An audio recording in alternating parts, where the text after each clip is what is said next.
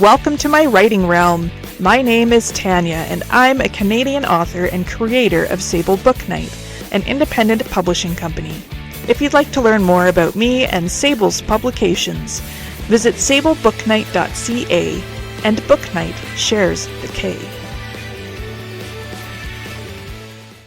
Episode 47. Pros and cons of working on multiple writing projects at the same time. Start writing no matter what. The water does not flow until the faucet is turned on. Louis L'Amour. Focusing on one writing project at a time will help you complete that project sooner. It means putting all of your creative energy and available time into that one story. However, sometimes it can make you feel as though you're running out of ideas for that story, or like you're forcing yourself to finish it.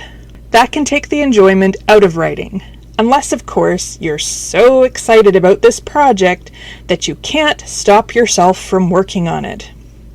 I've come across more and more writers recently who enjoy working on more than one project at a time.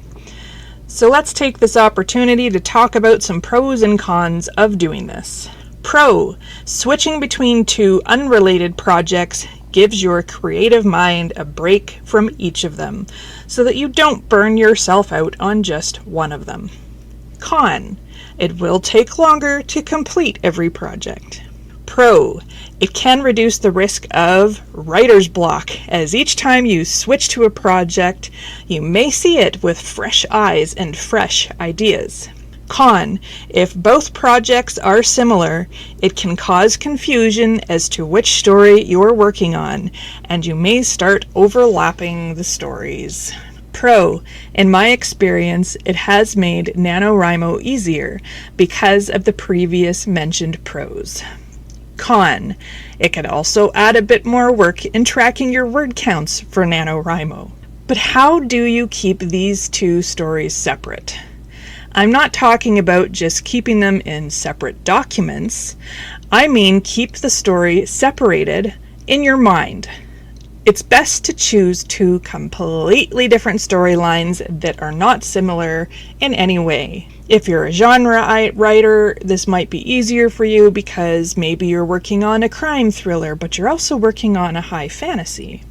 Or maybe you have a nonfiction project as well as a fiction project.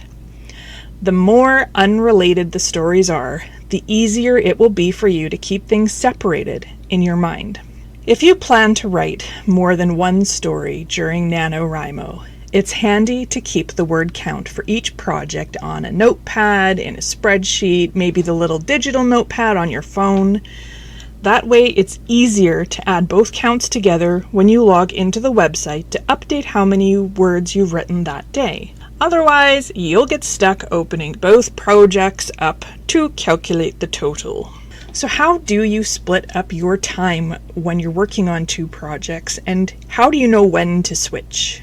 So if you're super organized with your time and schedule your writerly duties, then simply mark them on your planner what days you're working on each of them. Maybe it's 1 week on, 1 week off, or maybe it's every second day you switch. But if you're like me and you wing it, you're not really a planner when it comes to your time and writing schedule, I tend to write whatever is screaming at me the loudest. Like if I have an exciting idea, I can't wait to get it down, well, then that's the story I'm working on that day. But when I'm not too sure which one I want to start with, then I alternate each day.